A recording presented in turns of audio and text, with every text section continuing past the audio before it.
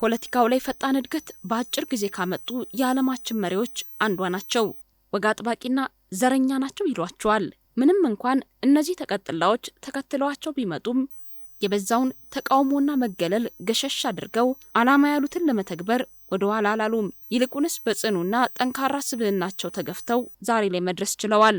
አገራቸውን የሚወዱ የቤተሰብ ኃላፊ፣ ማህበራዊ ሴቶችን የሚያከብሩና በአውሮፓ መድረኮች የጣሊያን ድምጽ መሆን የቻሉ ይሏቸዋል። የዕለቱ የመሪዎች ዓለም ባለታሪካችን የጣሊያኗ ጠቅላይ ሚኒስትር ጆርጂያ ሜሎኒ። ለዚህ ዝግጅት የተጠቀምነው የዘመን አቆጣጠር በሙሉ የአውሮፓውያኑ ነው። ከዝግጅቱ ጋር ኢየሩሳሌም ብርሃኑ ነኝ። የተወለዱት 1977 በሮም ጣሊያን ውስጥ ነው። የልጅነት ጊዜያቸው አስቸጋሪ ነበረ። በወላጆቻቸው መካከል የተፈጠረው አለመግባባት ተካሮ መጨረሻው ፍቺ ሆነ። በወቅቱ የ3 ዓመት ሕፃን የነበሩት ጆርጂያና ታላቅ እህታቸው አሪያናን ለማሳደግ እናታቸው ከባድ መስዋዕትነት ከፍለዋል። በአንድ ወገን የሚመጣ ገቢ ከእጅ ወደ አፍ የሆነ ኑሮ ነገሮችን ፈታኝ ስላደረጋቸው ከድህነት ጋር የገጠሙት ግብግብ ቀላል አልነበረም። በዚህ አይነት መልኩ ሮም ውስጥ በምትገኝ ትንሽ ቤት ውስጥ ከልጅነታቸው አንስቶ በችግር ያደጉት ጆርጂያ ሜሎኒ ገና በልጅነታቸው ብዙ ነገሮች አስተምረዋቸው አልፈዋል።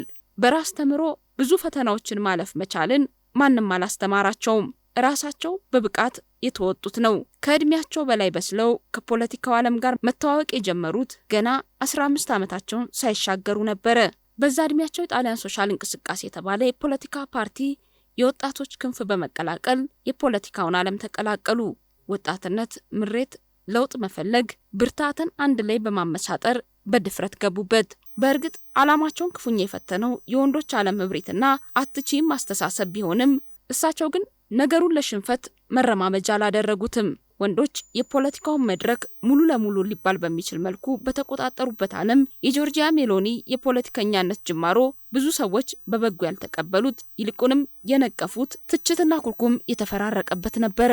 አንዳንዶቹ በግልጽ ቦታቸው ይህ እንዳልሆነና ይልቅስ የሴቶቹን ቦታ አፈላልገው እንዲያገኙ ይነግሯቸው ጀመር።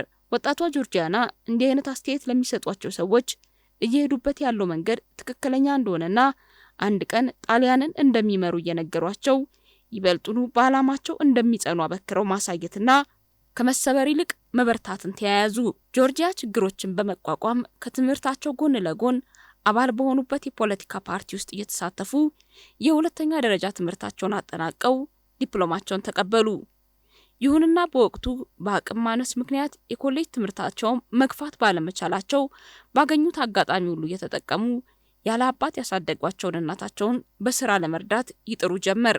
የሙዚቃ ሲዲዎችን ከመሸጥ ጀምሮ ሌሎችን ስራዎች ለመስራት አይናቸውን አላሹም። አዘውትረው ያዳምጡት የነበረው የማይክል ጃክሰንና የሌሎች የእንግሊዝኛ ሙዚቃዎች ለእንግሊዝኛ ቋንቋ እድገታቸው የራሱን አስተዋጽኦ እንዳበረከተ ይናገራሉ። በአስተናጋጅነት እንዲሁም ሞግዚት ሆኖ በመስራት ህይወታቸውን ለማሸነፍና ቤተሰባቸውን ለመርዳት ጥረት አድርገዋል። ከዚህ በሚተርፋቸው ጊዜ ደግሞ አባል በሆኑበት ፓርቲ በንቃት መሳተፋቸውን ቀጠሉ። በፓርቲ ተሳትፏቸው የውይይት ወቅት በሳል ሀሳብ በማፍለቅ አንደበተ ርቱዕነታቸው የሁሉንም ልብ መግዛት ቻለ። ተወዳጅነት ብቻ ሳይሆን ተከባሪነትም እየጨመረ መታየት ጀመረ። እንዲህ እያለ የሄደው የጆርጂያ ሜሎኒ የህይወትና የፖለቲካ ጉዞ እያደገ በተለያዩ ኃላፊነቶች መመደብ ችለዋል። 1996 ዩዝ አክሽን የተባለ ብሔራዊ የተማሪዎች ንቅናቄ መሪ ሆነው ማገልገል ጀመሩ። ከ2 ዓመት በኋላ የሮም ግዛት ካውንስል ሆነው ተመረጡ። በ2008 የጣሊያን የታችኛው ምክር ቤት የፓርላማ አባል በመሆንም ተመረጡ። ጆርጂያ ሜሎኒ በሙሉ አቅምና ጉልበታቸው በፖለቲካው መሳተፋቸውን ቀጥለው በ31 ዓመታቸው የወቅቱ የጣሊያን ጠቅላይ ሚኒስትር ከነበሩት በሲልቪዮ በርሉስኮኒ አማካኝነት የጣሊያን የወጣቶች ጉዳይ ሚኒስትር ሆነው ተመረጡ። ለ5 ዓመታት በሚኒስትርነት ቦታው ካገለገሉ በኋላ የጣሊያን የወንድማማቾች ፓርቲ የተሰኘውን የፖለቲካ ድርጅት አቋቋሙ። አዲሱ ፓርቲ እንደተቋቋመ በህዝብ ዘንድ በፍጥነት ተቀባይነት አላገኘም ነበረ። ሆኖም ህልማቸውንና ለሀገራቸው ያላቸውን ብሩህ ራዕይ ባገኙት አጋጣሚ ሁሉ ለህዝብ በማስረዳት ፓርቲው በህዝብ ዘንድ ያለው ተቀባይነት እየጨመረ እንዲሄድ ማድረግ ቻሉ። ጆርጂያ ሜሎኒ በወንዶች ብቻ ተይዞ የቆየው የጣሊያን ፖለቲካ መድረክ ላይም እየበለጡ መጥተው ከፊት ለፊታቸው የነበሩ የተለያዩ መሰናክሎችን በማለፍ ራሳቸውን በእውቀት እየገነቡ ወደፊት በመገስገስ በ2022 በተደረገው ብሔራዊ ምርጫ በ45 ዓመታቸው የመጀመሪያዋ የጣሊያን ጠቅላይ ሚኒስትር ለመሆን በቁ። የጠቅላይ ሚኒስትርነቱን ቦታ ከያዙ በኋላ በተለያዩ ዘርፎች ስኬትን ማስመዝገብ መቻላቸው በህዝብ ዘንድ ያላቸው ተቀባይነት እንዲጨምር አስችሏል። ገና በ15 ዓመታቸው የገቡበት የፖለቲካ እንቅስቃሴ በኋላ ለገነቡት ጠንካራ ስርዓት መሰረት የጣለ ለመሆኑ አያጠራጥርም። ይህ የልጅነት ፈተናቸው ሜሎኒን ጠንካራ ስብዕና እንዲላበሱና ጥንካሬያቸውም ከውስጥ የሚመነጭ መሆኑን እንዲያምኑ እንዳደረጋቸው ይናገራሉ። በፖለቲካው ዓለም ለመትረፍ የሚያስችላቸውን የመጀመሪያ ትምህርት የቀሰሙትም በዚሁ በልጅነት ህይወታቸው በመሆኑ ያኔ የተጣለው መሰረት ዛሬ አውሮፓ ላይ ተጽዕኖ ፈጣሪ ከሚባሉ ሀገራት ውስጥ አንዷ የሆነችውን ጣሊያን ለመምራት አስችሏቸዋል።